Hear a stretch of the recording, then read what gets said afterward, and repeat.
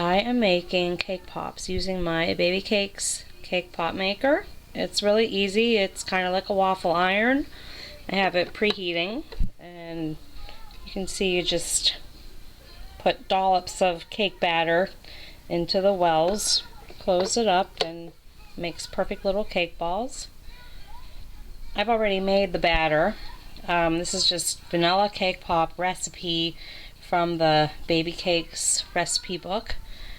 It comes with the machine. There's quite a few really good recipes. You can use regular cake mix too and add a little extra flour to it. The stand is for when you are dipping them. It's like a drying stand.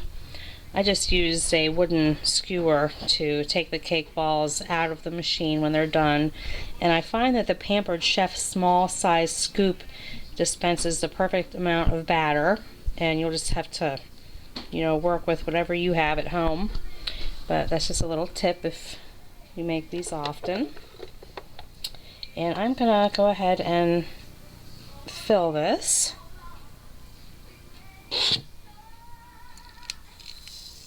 But you get the idea. Just gonna go ahead and fill the wells here. Nice level scoops. It can overflow easily too, so just be careful how much batter you put in. Sometimes the cake balls have little edges too, but it will crisp off easily. Just close it up, and it usually takes about 2.5 to 3 minutes. You can tell when they're done. Okay, I just checked the cake balls and they are done. I actually left them in here for about more like 4 to 5 minutes just to make sure the middles are completely set. You can see what we end up with here. Some of them did overflow slightly, which is normal. That will crisp right off with no problem. I just take a wooden skewer. It does come with a little thing to pierce the cake balls to take them out like this, but it broke, so I just kind of get them out of there. Really nothing to it. Perfect little cake balls.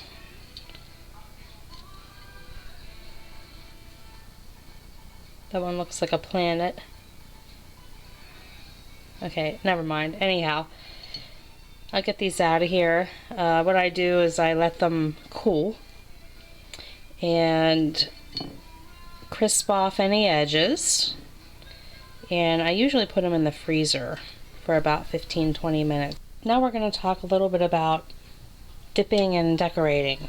You're going to have candy melts, and I recommend Wilton brand. I know this looks like a lot of Crisco, but you have to put in a good 2 tablespoons of Crisco. If not, the candy melts don't melt to a thin enough consistency for dipping. So you can see these are just wafers. And I'm just going to microwave these and give them a stir about every 30 seconds to a minute. And they usually don't take too long, so I'm going to go ahead and do that, and then we'll get to dipping. Now we're going to go ahead and dip the cake pops. You can see I dipped the stick into a little bit of chocolate, and it creates that I'm able to handle this a little bit more once this hardens. You can throw them in the freezer for a few minutes. It is an extra step, but I think it's necessary. So I just bring it over here to the melted candy melts, and I just give it a twist. And lift it up and tap it.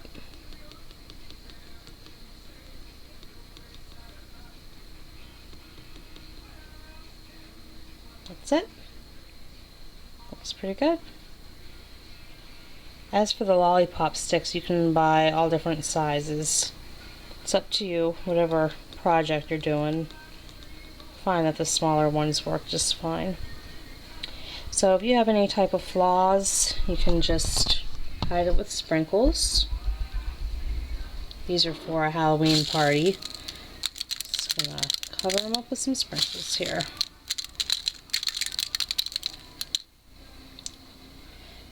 that's it.